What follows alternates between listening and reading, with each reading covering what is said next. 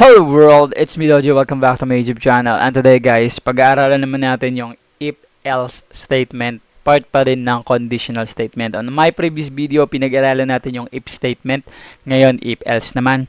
Ayoko nang patagalin pa. Alam ko excited na kayo. Open na natin yung ating code editor. Okay? So, ang gamit ko ngayon is Visual Studio Code. So, ngayon guys, eto wala pa yung laman. Topic natin is if-else naman ngayon. Okay? If-else na tayo. Diba? Exciting. Yung if-else, syempre, sabi ko sa inyo, part pa rin siya ng conditional statement. Huwag niyong iwawala yan. Okay?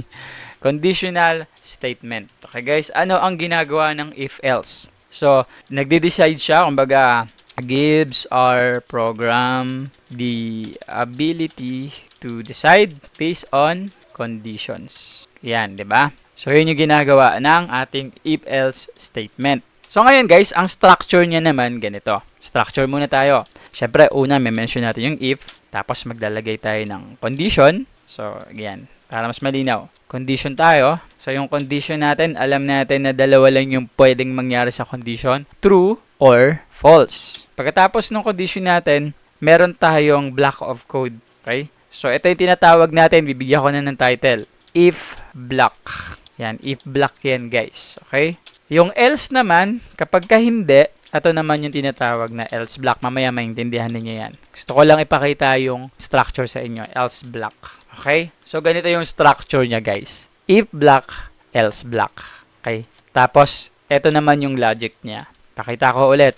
If, tapos condition. If condition is true, ayan, lagay natin true. Magra-run yung if block. Pero, kunyari, hindi naman true yung condition. If condition is, sabihin natin, condition is false, magra-run ngayon yung else block. So, ganyan yung logic niya. Gusto ko lang makita ninyo. So, ito yung format, ito yung logic, itong dalawa. Kapag ang condition is true, magra-run yung if block. Pagka false, magra-run yung else block. Itong mga block na to, generally speaking, ang tawag dyan is block of codes. Okay? Paano ba yun? Ito yan guys. Block of codes. Yan. Diba? Block of codes. Bakit? Meron kasing dalawang block. Block 1, block 2. Parang ganon. If block, tsaka else block. So, ganito. Pakita na natin yung demonstration. Guys, sa tingin niyo, deserve ba ng channel na to na ma-subscribe? Kung oo, please guys, click the subscribe button. Goal ko kasi na mag-grow yung channel na to at ang community natin. And in return guys, habang nag-grow yung channel natin, is lalo akong namomotivate na gumawa pa ng mas marami pang tutorial at pagbutihin pa yung effort to share and i-deliver yung mga technical knowledges in a simple yet informative ways. And sana natutulungan ka ng mga tutorials na to. Let's go back to the video. Syempre, if-else statement na to. So, umpisahan pa rin natin sa if. Mention natin yung if. Tapos, isip tayo ng conditional statement. Sabihin natin, sa voting pa din. Sa ano na lang, grading system na lang tayo. Okay, grade. So, unahin natin yung variables. Okay? So, ganito guys, gawin natin. Lagyan natin ng user input. Sabihin natin, meron tayong grade. Okay? Yung grade natin, ang value niya is, sabihin natin, integer, parenthesis, input. Hindi ko to naturo kasi tumalon tayo sa typecasting, di ba? Sinabi ko sa inyo na kapag ka nag-accept ng user input, ang default nun is strings, which is true. Tapos, kung ginagawa natin, comma strings, kino-convert natin into integers. Pero there is a way na shortcut para automatically converted siya into integers. O kumbaga, integers yung kanyang hihingin. Okay? So, ganito kahalaga, guys, na pinapanood nyo yung series ng mga tutorials ko.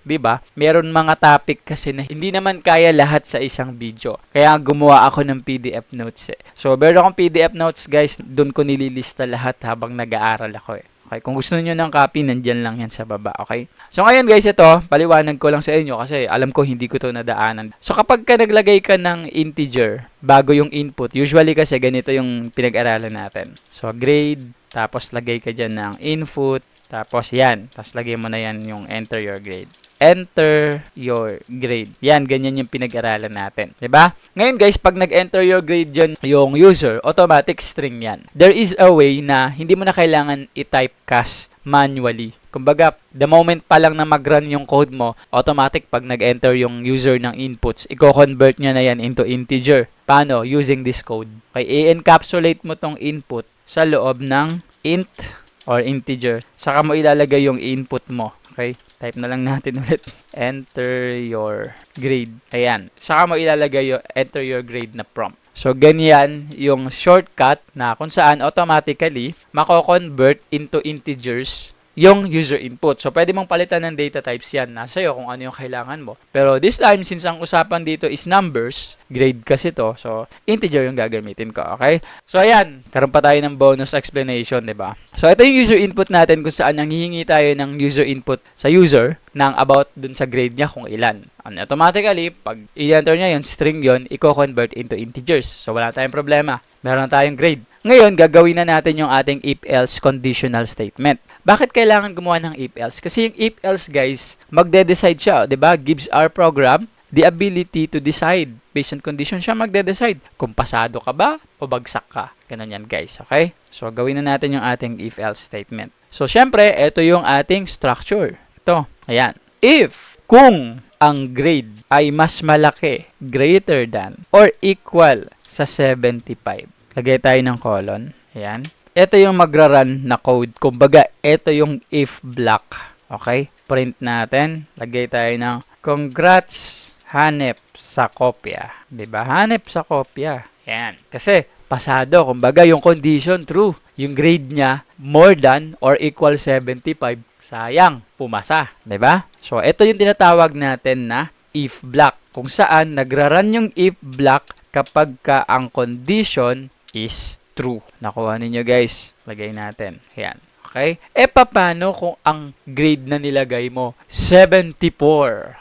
Diba? Dan taas, 74. Isa na lang. Ito ngayon yung tinatawag natin na else. Sabihin, kung hindi naman else, anong mangyayari kung may else? Ito yung magra-run na code. Ito ngayon yung tinatawag natin na else block. Okay? Kung saan ito ang nagra-run kapag ka ang condition is false. Kumbaga, greater ba or equal sa 75? Hindi. Kasi yung grade niya 61. Di false yung condition. Magra-run ngayon to. Anong magra-run? Ito yung code na gusto kong mag-run. Sorry, bawi, next century. Diba? Yan. Nakuha ninyo, guys. So, ngayon, guys, explain natin again, mabilisan yung logic. Di gumawa tayo ng user input. Sabi natin, enter mo yung grade mo. Nilagay natin sa ganito para automatic mako-convert into integer. Kasi grade yung usapan, puro numbers to. Ngayon na nakuha na natin, for example, nag-enter na siya ng user input. Nakuha na natin yung value ng grade. Idadaan ngayon natin sa condition. Siyempre, magde-decide yung program natin, pasado ba to o bagsak. Ang condition ganito. Kung ang grade mo is greater, mas mataas, or equal sa 75, at least 75, magra-run yung if block. Kasi true yung condition. Congrats, hanep sa kopya. Else naman, what if hindi greater, hindi rin equal? Ibig sabihin, bagsak. Less than 74. Magra-run yung else block. Ibig sabihin, nag-false yung condition sa'yo. So, magpe-print ngayon to. Sorry, bawi next century. So, sige nga, i-run nga natin. Tignan natin kung totoo yung pinagsasabi ko dito. Ayan, so run natin, guys. Tignan natin kung tunay nga. Ayan, enter your grade. So, kung mag-enter ako ng grade, sabihin natin yung grade ko is 89. Ayan, diba? Nag-print yung congrats, hanep sa kopya. Guys, alam ko yung struggle nung nag-aaral sa YouTube It's hard yung post, backward, forward kasi kailangan mong mag-notes or kailangan mong subukan yung code. Kaya napakahalaga, guys, na meron kang copy ng notes. Kaya naman, guys, gumawa ako ng PDF notes kung saan dun ko nilagay yung mga topics ko dito sa mga videos na to. In fact, yun yung ginagamit kong reference. Though hindi siya script, guys, talagang notes siya about the topics. Mas informative siya, mas simple, mas malinaw, at mas madali siyang aralin kasi nga notes na siya so hindi ka nag-backward, forward post kasi nakikita mo na doon, pwede mong i-copy yung mga code doon. Kung interesado kang magkaroon ng copy, guys, andyan yung link sa description sa baba. Kasi pasado. Paano kung yung grade ko is 74? Pag in-enter natin yan, sorry, bawi next century. Nakuha ninyo, guys. So, dito, guys, nagkakaroon na ng ability yung program natin magdesisyon. Kumbaga, ako magde-decide, teka, mabagsak yung ganyan eh. Diba? Nakuha ninyo. So, yan yung ginagawa ng if-else statement. Diba? Nauutusan na natin yung program natin. Tignan mo nga, ikaw nga mag-decide dito. Ganun. Okay, guys. So, siguro, wala nang further explanation, no? Naintindihan nyo naman siguro, malinaw naman siguro. So, ang next topic natin, guys, is yung tinatawag na if, elif, else. Medyo mahirap. So, parang ano lang yun, else if. So, meron kasing chances, guys, meron mga times na hindi lang naman dalawa yung choices or decision making. So, merong pagkakataon na ang daming kailangan pagdesisyonan. Yan, medyo pako-complicated natin yung decision making ng program natin. Papatalinuhin natin siya. So, next topic natin, pag-aralan natin yung else if. Kumbaga, yung if, elif, else. Ayan. Okay? So, see you on my next tutorial.